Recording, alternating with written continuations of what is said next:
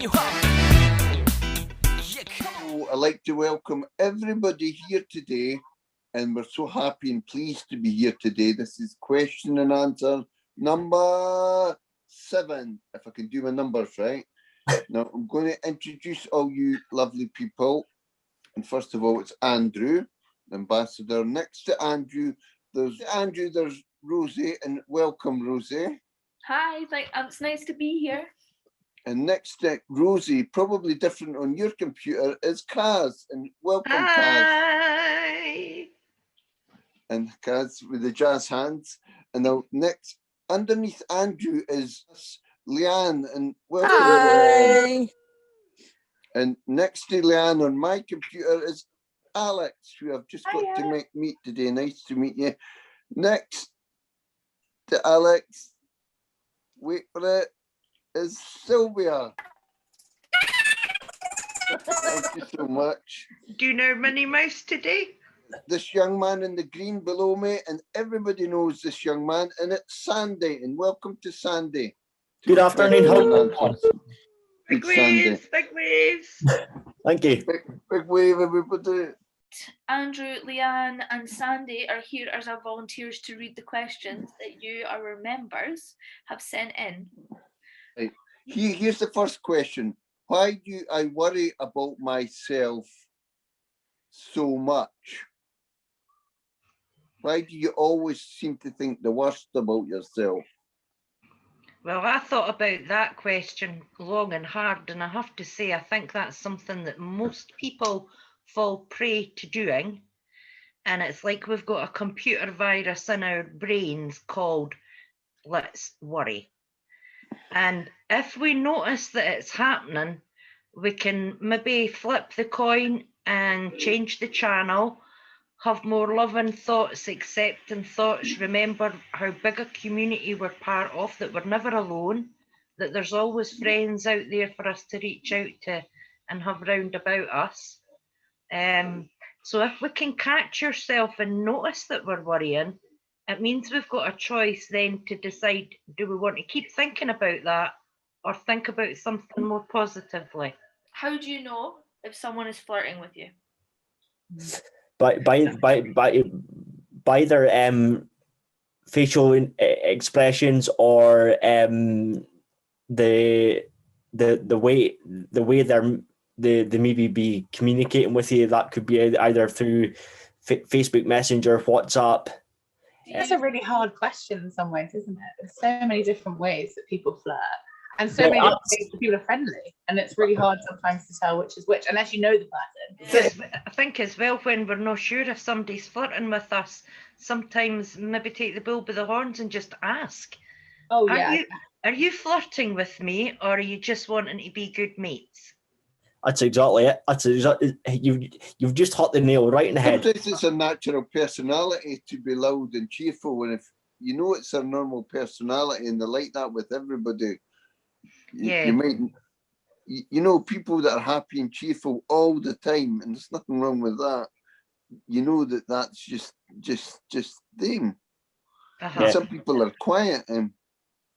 Sylvia's just said if they tease or compliment you, or if you catch them checking you out. Checking you out. The thing is to be confident. You know, and just go for it. I mean, I mean, if it doesn't work out, it doesn't work out. I've had it happen to me so many times, and it's just like, well, that person's obviously not meant to be. Yeah, I've seen me asking somebody, "Are you flirting with me?"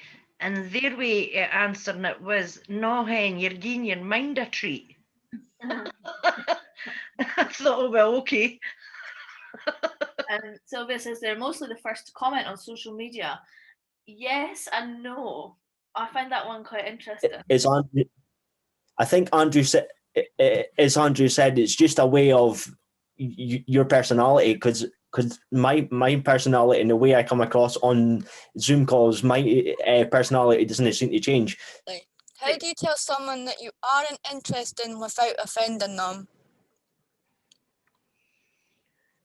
See, I think that one's a bit more complex than the "Are you flirting with me?" And when we're getting connected with somebody, are we playing the field? Are we already maybe trying to hitch up with somebody? And it's really complimentary for somebody to think that we're maybe flirting with them, but maybe it'd be good just to stay as mates. I think the thing about letting someone know you're not interested in them is being clear and kind, whatever the situation is. Like, you might have to change around exactly what you're saying depending on the situation and depending on how well you know the other person, how they're getting in touch with you, like how they're being to you, all those kind of things. But I think that as long as you're being really clear about how you feel and you're not leaving any kind of like hope behind so that they might obsess, and that you do it in a kind way, then you can't really go wrong. And I think it's especially important in the age of online dating, because people get really nervous about how to say something like that. So it's quite common that people will just stop talking, and that can be, it's called ghosting. I don't know if some of you have experienced it or maybe even done it, but it's always better to say something and just be honest about your feelings than say nothing. I think it's a bit like going fishing, isn't it? Not all the fish take the bait. Some of them take the bait but didn't get caught on the hook. And some of them get reeled in and weren't worth the bait in the first place. But I guess Exactly. that's another sport, isn't it? Get the wrong one. Yeah, throw it back. But we didn't take it personal when the fish didn't take the bait. So maybe we shouldn't be taking it personal if someone doesn't want to take us up on an offer. Yeah. Is it okay to be scared to have sex with a partner, even though I'm scared to say no to something? That's okay. Yeah. Fine. I think that it's okay to feel, it's okay in one sense, and then it's okay to feel scared or worried about something. And feeling scared or worried is never wrong, because it's the way that you feel. But it is important not to ignore those feelings and to just plow through, because you might really like the other person, or you might be worried about kind of disrupting the mood. Like, consent to sex is so important. And what's important about consent is you can withdraw at any point. So you can say no, but you can also say not right now. You don't have to engage in any kind of sexual act at all before you're ready. And if you are feeling scared or worried about it, I think it's really important to take a step back, check in with yourself and try and figure out, are these nerves? Is it just, am I nervous because it's a new situation? Or is there something here not right? We don't want to be vulnerable, but a good rule of thumb, I think, is that if you can't talk to someone about your feelings, then how are you going to feel comfortable shagging them? It's important to make completely sure that you're ready and to listen to those feelings, because there's nothing wrong with them and they're completely normal, but they are there for a reason. And that can be to tell yourself how you're really feeling about a situation. We might find ourselves in a situation where a past experience has had an impact on us, but we're with another person in another time and in a completely different situation. And that person might want us to duplicate that old act with them. So it might bring up older memories for us. And that's where we can maybe say we're a partner, if we're trusting them and being able to have that conversation with them, is say that, well, you know, maybe we could try this or we could try that, as long as we're both aware of my boundaries, maybe have safe words in place. We can try different things. But if it doesn't work for me, please don't spit the dummy and go in a huff, because we're not doing something that gives you the honey and me none. Yeah, exactly. So it's learning how to bend. Is there a way we can compromise? Is there a new way that we can try things so that we can get those neural pathways reconnecting in a healing and in a more natural way, especially if we've had something forced on us when we've been younger that might come up and haunt us at a later date? We can find a way through that. Even licking, just a nice gentle lick or a nice finger, and you might get a nice feeling and want to do more. Can you just Even get contextually, what is that? Yeah, I know. that is, it is a demonstration model. Seen that? Beautiful. Thank you so much for bringing this Yeah. wonderful creation through. Well, we're hoping to be able to utilise it quite a bit within the conversations, and even with Mel and sex toys, if we re-enter into that, we're hoping to maybe even be able to give some ideas on how to hold a penis, how to touch the clitoris. Is it okay to explain that I am gay? Of course it is. I mean, that is you just being open and honest with somebody again. And remember, everyone's journey is different. There's no wrong time to come out. And some of the reasons to come out is you're in a relationship and you really want to introduce people to your partner. So that's one way for to say that you're gay. Or you're looking for a relationship, or you want to connect to people who are gay orientated. And one of the other things, you just simply want to share your news and let people know, but you don't have to tell everyone all at once. So just take your time and you'll be ready when you're ready. Be proud, pride. Yeah. That's a great point, Sylvia. Like, it's okay to explain that you're gay, and it's also okay to not share that. Like, it's your sexuality, and it's completely up to you who you share it with and when. Implant can't get you pregnant.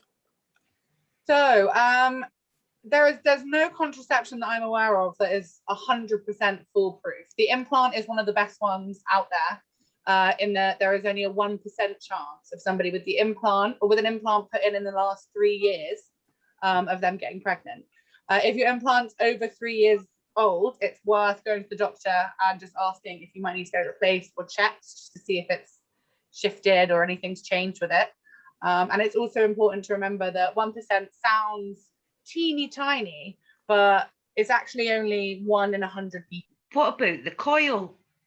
The coil is a similar percentage. I think it's 98% effective. I'd have to double check that though.